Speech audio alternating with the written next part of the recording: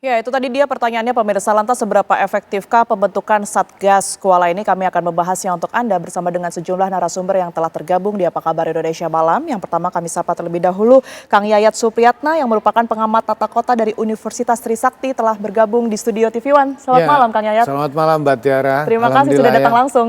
Siap, terima kasih. Baik, kemudian juga melalui sambungan virtual sudah tersambung Kang Bima Arya yang merupakan Wakil Menteri Dalam Negeri Republik Indonesia. Selamat malam Pak Wamen. Selamat malam. Baik, sudah tersambung dengan baik. Kemudian juga ada Bupati Gayo Lues, pemirsa, Bapak Suhaidi. Selamat malam Pak Suhaidi. Selamat malam. Selamat malam. Baik, saya izin ke Pak Wamen terlebih dahulu berkaitan dengan Satgas yang saat ini memang sudah dibentuk. Pak Wamen, sudah disetujui per tanggal 1 Januari 2026 kemarin oleh Pak Presiden. Lantas seperti apa sebenarnya mekanisme pelaksanaan tugas di lapangan, Pak? Karena kan memang nantinya akan tergabung pula instansi-instansi lain dan juga otoritas terkait. Jadi begini, ini kan ada Satgas yang nanti fokus pada rehabilitasi dan rekonstruksi Raprekon yang belum terbentuk begitu. Nah, tapi ada juga Satgas yang digagas oleh Pak Safri, yaitu Satgas Kuala, Satgas Kuala. Nah, ini fokus pada normalisasi sungai. Nih, saya sekarang sedang berada di Aceh Tamiang, sudah berapa hari ini, dan Pak Safri juga tadi mengunjungi Aceh Tamiang, didampingi oleh Pak Bupati, ini melihat langsung kondisi sungai yang memang memerlukan normalisasi dengan skala yang sangat besar. Ada sekitar 30 km yang menurut Pak Bupati itu perlu dinormalisasi. Bahkan tadi kapal yang mengangkut Pak Bupati dan Pak Menhan sempat juga terdampar tersendat ya karena tingginya sedimentasi tadi. Nah, ini memang belum pernah dilakukan proses normalisasi selama ini sungai-sungai ini. Nah, karena itu sangat tepat sekali, sangat pas sekali apabila memang selain kita fokus pada rehabilitasi, rekonstruksi, ya kita fokus juga pada normalisasi sungai. Karena tidak ada artinya apa yang kita lakukan terhadap pengungsi, kita melakukan pembangunan fisik, kalau persoalan akarnya ini, persoalan banjir ini nggak ditangani. Ya, saya kira seperti itu kondisinya. Dan ini sebetulnya sudah diajukan juga menurut Pak Bupati, ini sudah agak lama kebutuhan untuk normalisasi ini. Ya, tetapi ya sekarang nih kita ambil hikmahnya, memang perlu, dan menurut informasi tadi memang akan dilakukan sesegera mungkin di bulan Februari, ya sudah mulai Satgas Kuala ini melakukan proses normalisasi dan diperkirakan mungkin sekitar 3 bulan ini akan bisa berproses untuk diselesaikan gitu. Oke, jadi targetnya 3 bulan ya Kang. Kalau yang 30 km itu tadi hanya di Tamiangkah atau memang sudah secara keseluruhan? Nah, itu di Sungai Tamiang ya, dari hulu ke hilir itu kira-kira menurut Pak Bupati itu sepanjang 30 km. Kalau target keseluruhannya apakah juga tetap 3 bulan dari Pak Presiden? Ya, kalau keseluruhan ya tentu nanti tidak hanya di sungai itu ya, ini nanti tentu akan dibicarakan lagi fase-fasenya, lokusnya di mana saja. Tapi sementara ini informasi yang kami dapat berdasarkan kunjungan Pak Menteri Pertahanan tadi bersama Pak Bupati, ya fokus di Sungai Tamiang tadi, seluas 30 km. Baik, saya bergeser ke Pak Suhaidi, Bupati Gayo Lues. Pak Suhaidi, ini sudah lebih dari 1 bulan begitu ya bencana yang terjadi. Kondisi di Gayo Lues sendiri sejauh ini seperti apa berkaitan dengan pendistribusian bantuan juga, Pak Suhaidi? Ya, terima kasih Mbak Tiara. 36 hari pasca bencana banjir bandang di Kabupaten Gayo Lues, sebenarnya untuk seminggu yang lalu akses menuju Gayo Lues sudah ada 2 jalur yang bisa dilewati. Pertama dari jalur Abdia, kemudian 1 jalur lagi dari Aceh Tenggara menuju Gayo Lues. Tetapi karena ada banjir susulan, kemudian tingginya curah hujan beberapa hari yang lalu, ini akses dari Aceh Tenggara menuju Gayo Lues kembali mengalami longsor dan amblas badan jalan. Dan kemarin lokasi-lokasi banjir tersebut, longsor tersebut sempat dikunjungi oleh Bapak Kepala BNPB, Pak Suryanto. Dan tadi siang juga kita kedatangan tamu langsung meninjau kondisi jalan yang menghubungkan antara Aceh Tenggara dan Kabupaten Gayo Lues. Tadi dikunjungi oleh Bapak Menteri PU dan tadi sore beliau sudah kembali ke Jakarta. Kenapa ini penting menurut kami? Karena memang ini adalah salah satunya jalur logistik. 95% logistik yang di Gailwes itu melewati jalur Aceh Tenggara Gailwes ini. Ya. Jadi ini adalah jalan yang sangat penting bagi Kabupaten Gailwes, termasuk barangkali nanti ada kaitannya dengan pembangunan baik nanti pembangunan rumah sementara yang warga yang sudah kita usulkan ke BNPB gitu, Pak. Ya. Baik, Pak Suhaidi tadi kalau dari Kang Bima begitu ya menyebut di Tamiang saja ini 30 sungai yang nantinya akan dilakukan normalisasi. Sebenarnya kalau di Gailwes kondisi sungainya sendiri seperti apa, Pak? Ya, pertama saya apresiasi pembentukan Satgas ini mudah-mudahan bisa mempercepat penanganan normalisasi sungai. Karena daerah Kabupaten Gailwes adalah kabupaten yang berada di kawasan hulu Aceh. Sungai di Tamiang, sedimentasi di Tamiang itu sebenarnya bersumber dari Gailwes, Mbak Tiara. Artinya kita percuma saja di daerah hilir kita perbaiki, tetapi hulunya tidak kita normalisasi. Saya pikir ini akan tidak berhasil juga penanganan di daerah hilir. Artinya untuk Gailwes sendiri ada 3 das yang besar di Gailwes. Pertama das Sungai Alas, kemudian Kerung Tripa, dan das Tamiang. Artinya saya pikir 30 km itu mungkin hanya untuk khusus Tamiang gitu, Bu. Dari 3 das yang di Gailwes ini saya pikir ini bisa ratusan kilometer gitu, Bu. Ratusan kilometer yang ada di Kabupaten Gailwes saja. Kemudian yang lebih pentingnya lagi, sesuai dengan permintaan kami kepada Menteri PU tadi siang, itu memang banyak sekali jalan nasional, jalan provinsi dan jalan daerah itu langsung bersentuhan atau bersinggungan dengan sungai gitu, Bu. Artinya percuma saja kita memperjalan sebelum sungainya ini kita normalisasi gitu. Kita kembalikan kepada jalur-jalur awal. Karena banyak sekali sungai kita hari ini sudah berubah jalur menjadi jalur-jalur lain sehingga menyebabkan kerusakan yang cukup masif di Kabupaten Gailwes gitu, Mbak Tiara. Oke, baik. Saya ke Kang Yayat. Ya. Kang Yayat, kalau kita lihat Satgas Kuala ini ya yang sudah disetujui oleh Pak Presiden ini sebenarnya apakah memang betul menjadi salah satu atau bahkan satu-satunya solusi strategis berkaitan dengan percepatan pemulihan bencana di Sumatera? Ya, kan ada pembagian penugasan. Sekarang menormalisasi sungai. Bagaimana, ada nggak satgas khusus untuk permukiman? Satgas khusus untuk aspek pertanahan. Karena persoalan ada juga satgas khusus untuk pemulihan pertanian. Ini kan menarik ya. Nah, kalau dalam kondisi kedaruratan seperti diminta sekarang, menormalkan sungai mungkin salah satu cara yang dianggap efektif untuk mengantisipasi potensi curah hujan. Misalnya dalam 3 bulan terakhir ya, kita kan masuk bulan hujan cukup tinggi. Kalau sungainya mengalami pendangkalan, kapasitas akan berkurang. Artinya potensi banjir, peluapan akan terus terjadi. Nah sekarang pertanyaannya, Satgas yang ditugaskan ini, basis utamanya apa? Harusnya ada data. Dari 30 km itu, di mana wilayah dengan tingkat kerusakan tertinggi dan pengurukan yang mana yang perlu diprioritaskan. Karena kita harus lihat, mengembalikan fungsi badan airnya pun harus diperhitungkan. Lebar alaminya berapa? 15 meter, berapa meter, kedalamannya berapa? Tetapi Satgas pun sekaligus diharapkan bukan hanya pengurukan sungainya, tapi juga menata sempadan sungai. Yang sekarang mungkin ada permukiman atau bagian lain yang minimal kalau menurut ketentuan peraturan itu 15 meter, kalau tidak ada tanggulnya dia harus kosong dari perumahan.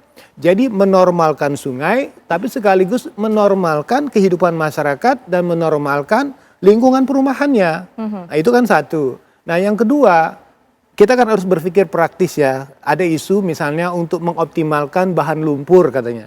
Ada swasta. Sebetulnya ini swasta kan yang sudah tertarik. Ini kalau nanti dikaitkan dengan Satgas Permukiman, bahan lumpur sungai itu sebetulnya bisa dimanfaatkan jika dicampur dengan semen dan pasir. Jadi kayak bata atau batako. Kita kan tahu kadang-kadang batako aja dari tanah yang lempung gitu ya bisa jadi batako. Tapi kalau misalnya nanti ada satu pemikiran bersama, ada potensi lumpur yang betul-betul bisa menjadi bahan untuk pembuatan rumah, itu kan bisa dimanfaatkan. Tapi pertanyaannya nanti fabrikasinya di mana, potensinya juga di mana. Jadi menurut saya kita berpikir bukan hanya pada sisi menormalkan sungai, tapi bagaimana memanfaatkan hasil pengurukan pun bisa untuk dijadikan rehabilitasi perumahan yang ada sekaligus menata permukimannya. Belajar dari mana? Dari BRR Aceh. ketika ada tsunami. Tsunami Saya ingat 2004. banget Sungai Kuring Besar Aceh itu ketika ada tsunami itu ditata ulang, betul-betul ditata ulang, meletakkan permukiman yang jauh dari wilayah sungai sehingga dia aman. Ini kan menarik. Jadi saran kita ya, kalau bisa ada dasar perencanaannya terlebih dahulu.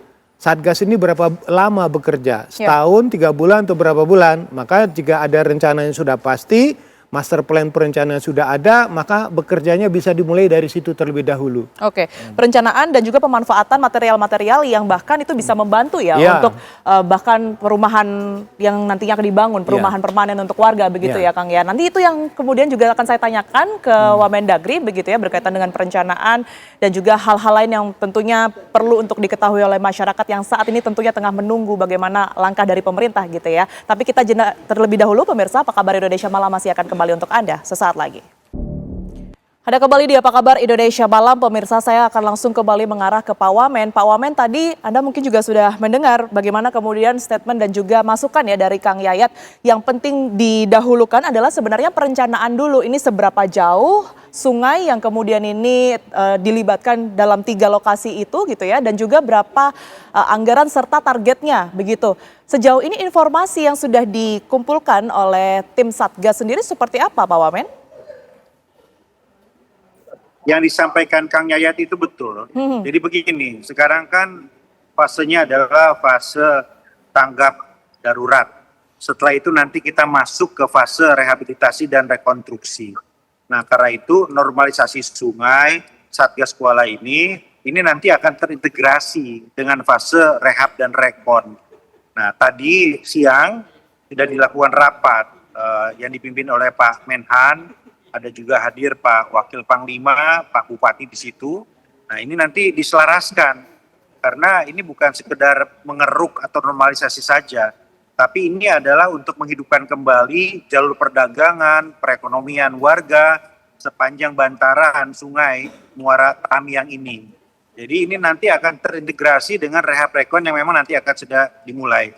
Karena itu mutlak tentu perencanaannya matang, perhitungannya di titik-titik mana saja, dan targetnya adalah warga yang mana yang nanti tentu akan memberikan dampak bagi kesejahteraan perekonomian warga. Gitu. Jadi sekali lagi Satgas Kuala ini akan terintegrasi dengan kegiatan-kegiatan rehabilitasi dan rekonstruksi untuk membangkitkan perekonomian warga dan melakukan normalisasi dari kehidupan warga.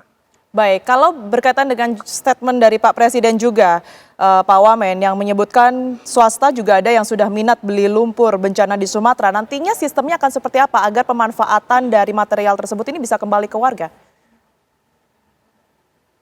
Ya tentu perintah Bapak Presiden itu kami tindak lanjuti agar bisa dipastikan nanti manfaatnya langsung dirasakan kepada warga dan koordinasinya di lapangan seperti apa, pembagian tugas antara kementerian dengan provinsi dan juga pemerintah kota kabupaten begitu. Jadi nanti tentu teknisnya akan dimatangkan kembali baik di Satgas Kuala maupun nanti bentuknya apakah di badan atau Satgas Rehabilitasi dan Rekonstruksi nanti. Baik, tapi secara keseluruhan Pak Wamen, perhatian utama dari Presiden dalam pelaksanaan ataupun juga pembentukan Satgas Kuala ini mengarah ke mana Pak? Ya Presiden tentu melihat dalam potret yang lebih besar dari hulu ke hilir, tidak saja penanganan cepat ya untuk kondisi darurat pengungsi, dibuatkan huntara, kemudian nanti huntap gitu, atensi beliau kepada kondisi pengungsi ya. Seperti kami di sini, ini kami mengerahkan 1.100 lebih praja IPDN yang melakukan fungsi normalisasi dari kantor-kantor pemerintahan. Sebulan nanti kami akan ada di sini di Aceh Tamiang ini. Ya, tetapi Presiden juga tentu fokus juga pada apa yang disampaikan Pak Bupati tadi, di hulunya, penyebabnya. Jangan sampai kemudian kita melakukan rehabilitasi, rekonstruksi fisik, tetapi persoalan-persoalan di hulunya tidak tertangani dengan baik. Ya, salah satu persoalan di hulu adalah tadi sedimentasi dari Sungai Tamiang tadi. Oke, Kang Yayat mungkin boleh direspon? Ya, ini menarik ya apa dikatakan oleh Pak Wamen. Penanganan hilir dengan hulu harus terintegrasi. Sedimentasi yang selama ini tidak dikeruk itu mencerminkan ada kerusakan sepanjang das. Artinya selama pohon-pohon ini tebang, faktor erosi yang bertahun-tahun itu menyebabkan sedimentasi pendangkalan yang cukup tinggi. Sehingga wajar lah kalau kemarin tiba-tiba kapasitas sungai sudah tidak mampu menampung besarnya air. Nah, dalam langkah kedaruratan upaya pemulihan, saya sangat sependapat sungai-sungai mana yang harus segera dilakukan untuk dilakukan pengerukan agar misalnya ada hujan atau potensi bencana selanjutnya, air itu bisa cepat mengalir. Jadi kemampuan ini menarik ya untuk kita lakukan karena bukan apa-apa. Ada kemungkinan besar sepanjang das itu pohon hilang kan sekarang. Karena longsor, karena tebang dan sebagainya. Jadi run of air itu masih tetap tinggi. Nah selama ini maka saya sependapat normalisasi sungai sekaligus menormalkan habitat lingkungannya. Mungkin suatu saat melalui Kementerian Kehutanan ada rehabilitasi atau reklamasi pada kawasan-kawasan hutan yang sudah rusak. Maka pendekatan ini tidak sebatas pada normalisasi, tapi 5 tahun atau jangka panjangnya berapa tahun kita bisa memperbaiki. Karena percuma kan dikatakan tadi kita perbaiki di sini tapi kerusakannya terus bertambah. Nah, jadi CLBK tuh cucian lama belum kering, mengulang lagi. Itu yang nah, itu dihindari ya? Dihindari. Okay. Terus ada catatan penting lagi, saya sependapat juga ada kemungkinan untuk penataan untuk aspek pemulihan ekonomi sepanjang koridor dari das aliran sungai itu. Itu penting menurut saya agar masyarakat bisa punya kegiatan aktivitas baru. Minimal menurut saya kalau nanti suatu saat ada rencana rekonstruksi rumah, ya pembangunan tuh ada bahan baku material dari lumpur misalnya menjadi bata atau sebagainya, fabrikasinya dibangun di situ. Dan kekuatan dari hasilnya teruji di lab struktur untuk dia mengatakan kuat. Seperti kita tahu kan, hebel aja itu kan dari pasir sebagian dicampur, diaduk jadi fabrikasi. Apalagi ini kemungkinan besar. Kaji jumlah hitungan volumenya, kaji dengan kebutuhan perumahan ke depannya. Nah, itu menarik itu sebetulnya. Oke, baik. Saya ke Pak Bupati. Pak Bupati, berdasarkan data dan juga fakta di lapangan ya, sebenarnya kebijakan-kebijakan yang saat ini tengah dirancang oleh pemerintah dalam rangka percepatan penanganan ini sudah seberapa efektifkah? Dan juga apakah sudah tepat sasaran menurut Anda? Ya, kalau saya melihat secara umum Mbak Tiara, saya pikir ini semua tahapan sudah sesuai dengan aturan dan ketentuan yang berlaku.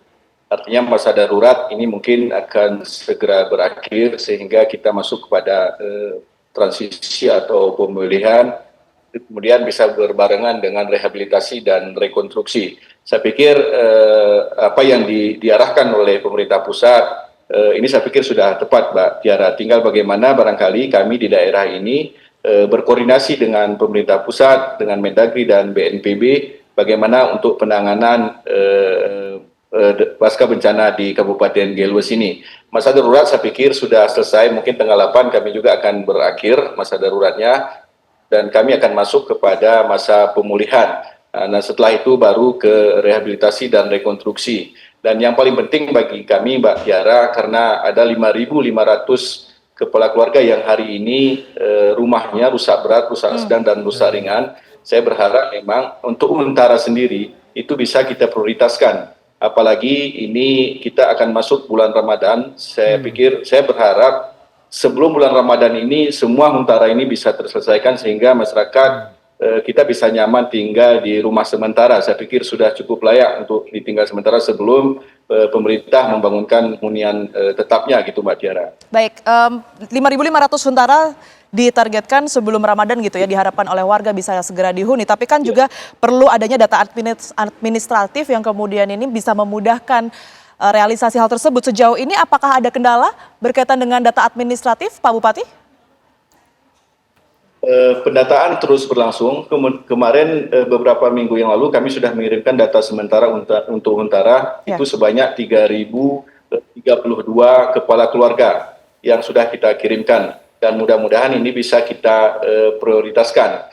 Kemudian terkait dengan lahan Huntara juga, ini sudah kita siapkan semuanya. Ada lahan pemerintah dan ada lahan yang kita pinjamkan dari masyarakat yang memberikan pinjaman pemakaian lahannya untuk pembangunan Huntara. Makanya saya pikir sudah tidak ada kendala. Tetapi yang kendala berat bagi kami adalah Kabupaten Gelwes, karena bahan untuk Huntara ini itu didatangkan dari Medan, Sumatera Utara. Sementara jalan hari ini menuju Kabupaten Gaeluas itu putus total, Bu. Tadi menurut informasi dari PPK yang pihak berwenang jalan nasional ini untuk seminggu ke depan mungkin jalan ini belum bisa diakses gitu.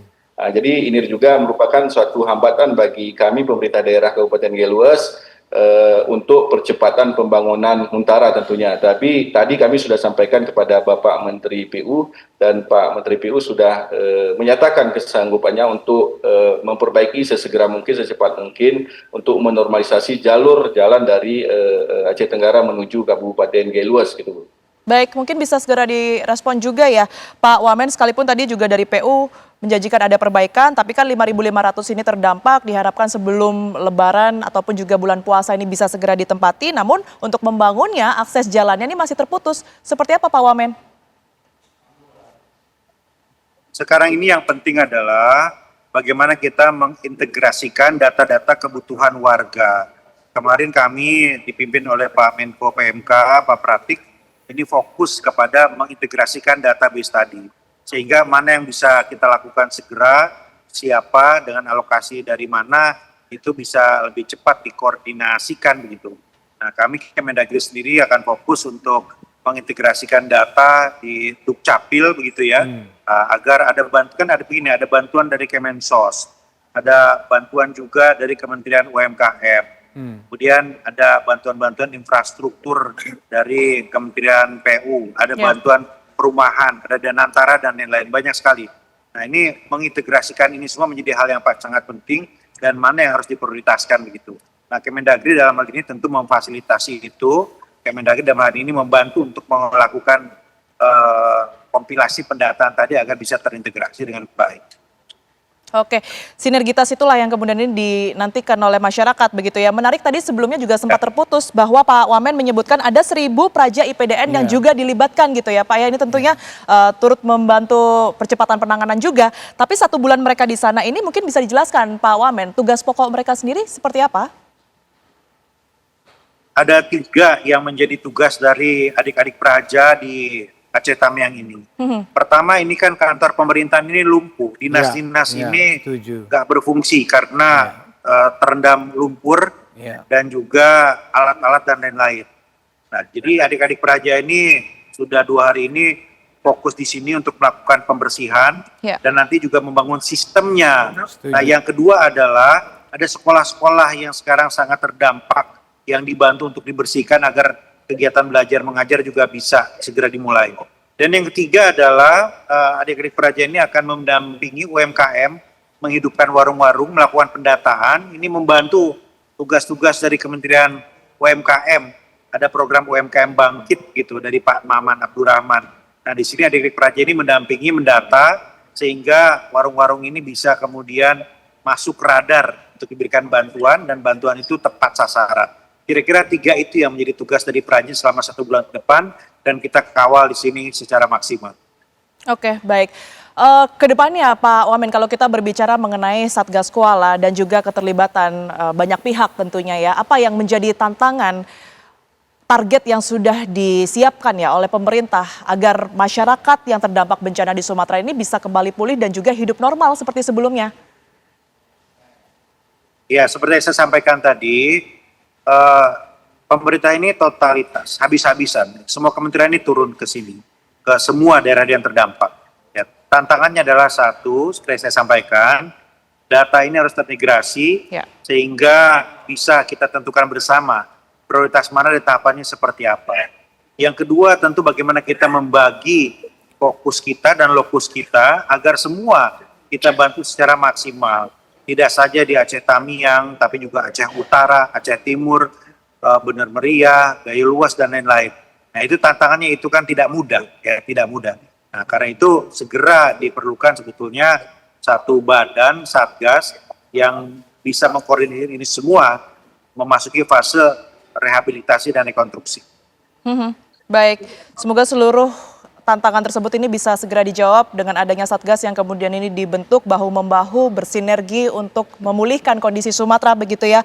Pak Wamen, terima kasih banyak. Ini segmen akhir dari Pak Wamen, tapi apa kabar Indonesia Malam masih terus berlanjut untuk Anda pemirsa setelah jeda berikut ini.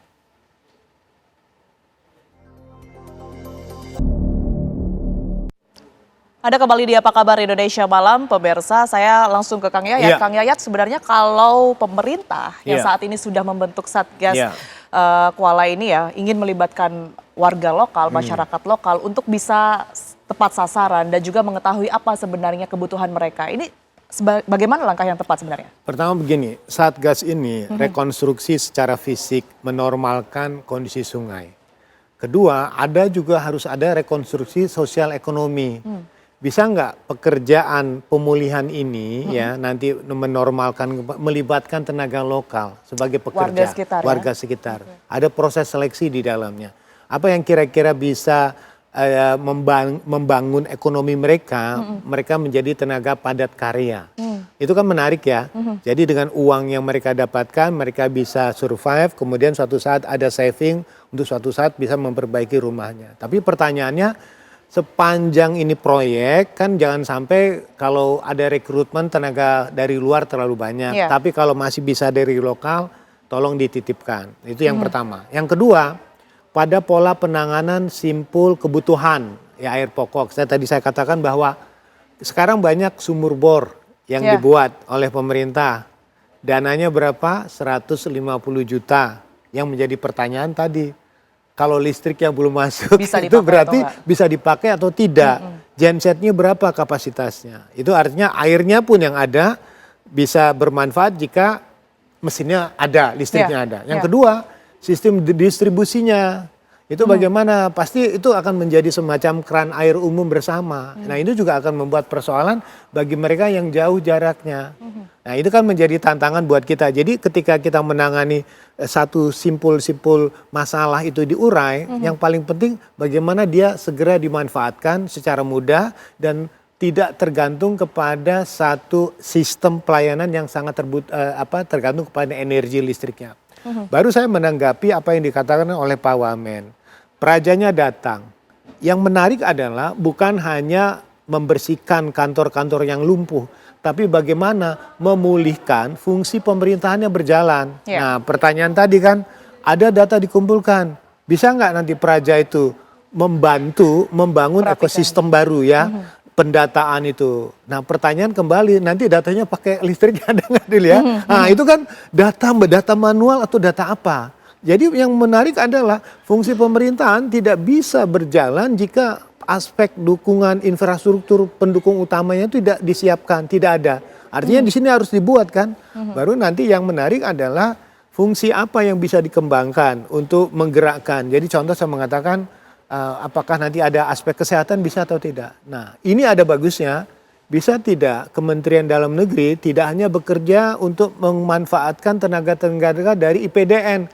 Bisa nggak dari kampus-kampus di luar itu, khususnya untuk tenaga kesehatan, tenaga administratifnya, tenaga teknik. Kan Presiden sudah meminta kepada perguruan tinggi mampu nggak untuk berkontribusi.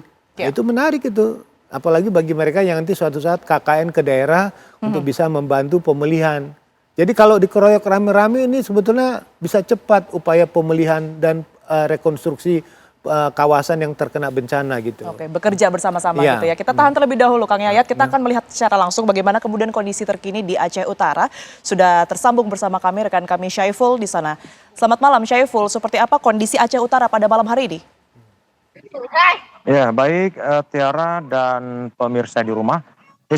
Saat ini saya berada di Matang Panjang, Baktia Barat, Sampoinit, Aceh Utara. Di tempat saya laporkan ini ada 11 rumah yang hilang dari tempat ini akibat banjir bandang menerjang di kawasan ini. Yang perlu kita ketahui bahwa pada malam hari ini suasana masih terjadinya banjir rob ya di kawasan Senudun, di mana di tempat tersebut yang selama ini masih terisolir, dan beberapa hari lalu masyarakat sempat membuat jalan untuk menuju ke daerah terisolir tersebut. Banjir rob yang terjadi pada hari ini sudah mengikis seluruhnya, bahkan sebagian daratan yang ada di kawasan Senudun Lupu ini sudah kembali terseret ke dalam air. Tadi sempat saya bertanya kepada masyarakat di sana bahwa saat ini mereka ini masih terisolir dan tidak ada penerangan lampu. Bahkan kalau misalnya ada ingin yang membantu mereka, justru mereka tidak menginginkan mesin diesel, mesin genset ya, karena butuh biaya untuk minyak, untuk diisi minyak. Tetapi mereka berharap kalau ada yang membantu solar cell karena ini tidak mengeluarkan biaya lain. Demikian Tiara. Di sana seperti apa, Syaiful? Dengan adanya situasi kondisi ini. saat ini masih kondisi di Sinudun sendiri saat ini masih terjadi banjirop ini. Banjirop pasang purnama. Jadi ini ada kemungkinan 2 hari ke depan daratan ini akan terus mengikis. Baik. Jadi mereka berharap supaya diadakan alat berat ini paling tidak 5 unit untuk membuat daerah ini tembus. Kemarin baru 1 lokasi ditutup, kemudian 9 lokasi lain masih terbuka dan mereka masih terisolir, demikian Tiara. Baik, warga membutuhkan adanya alat berat karena di Aceh Utara saat ini kembali terjadi banjirop, bahkan ada sejumlah wilayah yang terisolasi dan penerangan yang belum menyala begitu ya di sana. Terima kasih Syaiful, ini mudah-mudahan bisa menjadi catatan dan juga pantauan juga oleh pemerintah untuk segera ditangani. Saya kembali ke Kang Yayat. Kang Yayat, kalau tadi sempat disebutkan ya, tersambung begitu dengan adanya laporan dari rekan kami yang ada di Aceh Utara berkaitan dengan infrastruktur yang sangat penting. Jadi sebenarnya kalau secara skala prioritas kita berbicara mengenai infrastruktur dan juga kondisi sungai yang saat ini difokuskan oleh Presiden, ini seperti apa? Ini mohon maaf sekali lagi saya mengatakan, keterbatasan infrastruktur khususnya energi itu membuat terbagi 2 pola. Hanya bisa bekerja pada waktu terang, malam hari lumpuh. Jadi artinya malam hari tanpa energi listrik itu bisa membuat aktivitas sangat terganggu ya. Artinya untuk melakukan aktivitas-aktivitas tambahan yang bisa dilakukan. Kedua, pasokan air yang tergantung pada energi listrik pun itu tidak bisa dimanfaatkan karena butuh bahan bakar yang cukup. Tadi permintaan matahari solar cell itu menarik ya, bisa nggak disiapkan di sana. Nah, yang kedua yang menurut kita artinya saya sependapat ini sekali lagi mengatakan bencana ini tersebar gitu.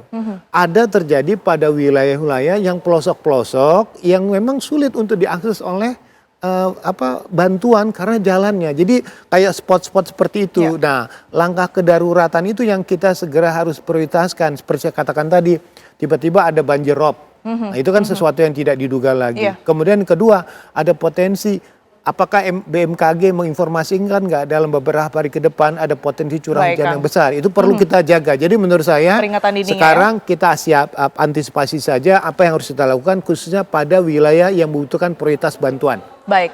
Saya kembali mengarah ke Pak Bupati. Pak Bupati, kalau kita tadi sama-sama mendengar bahwa kondisi di Aceh Utara ini kembali terjadi banjirop, bahkan listrik belum menyala begitu ya. Berapa banyak di wilayah Anda ini juga terjadi kondisi serupa? Kalau masalah listrik, Mbak Tiara, itu dari 11 kecamatan yang ada di Kabupaten Giluas, sampai hari ini itu 7 kecamatan listriknya masih padam. Jadi semenjak awal kejadian banjir bandang, sampai hari ini listriknya masih padam.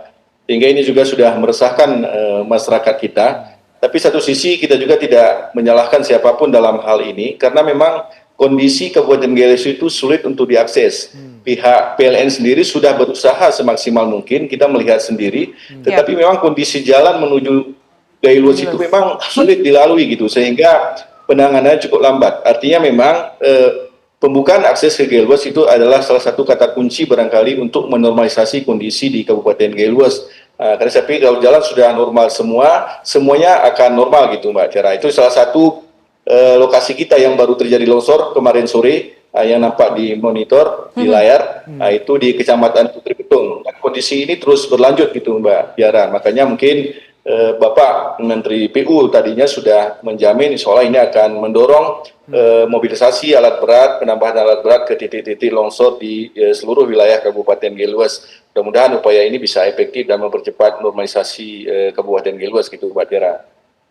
Baik, yang terdekat Pak, dalam waktu dekat ini ya, apa harapan yang disampaikan oleh warga agar segera direalisasikan oleh pemerintah? Ya, tentunya yang namanya warga, kebutuhan pokok itu yang paling penting yang harus kita jaga sebagai pemerintah. Yang pertama adalah beras, kemudian yang kedua untuk gas 3 kilo. Karena bagi ibu-ibu rumah tangga gas 3 kilo ini lebih penting dari segala hal apapun ya Pak Yayat. Jadi untuk itu mungkin dalam kesempatan ini mendorong pihak Pertamina itu bagaimanapun caranya agar memang BBM dan gas 3 kilo ini bisa terpenuhi untuk kebutuhan masyarakat Kabupaten Geluas. Saya pikir kita harus mengambil langkah-langkah konkret sehingga stok gas dan BBM tetap bisa tersedia di Kabupaten Geluas ini, Mbak Tiara gitu. Baik, tentu kita harapkan kondisi di Gayo Luas segera membaik, harapan-harapan warga segera didengar oleh pemerintah dan juga percepatan penanganan diwujudkan di wilayah Anda dan juga wilayah terdampak lainnya. Pak Suhaidi, terima kasih Pak Suhaidi telah meluangkan waktu bergabung bersama kami di Apa Kabar Indonesia Malam. Sehat selalu semuanya di sana dan juga terima kasih banyak Kang Yayat telah memberikan pandangannya kepada kami yang tentunya sangat bermanfaat. Sehat selalu Kang.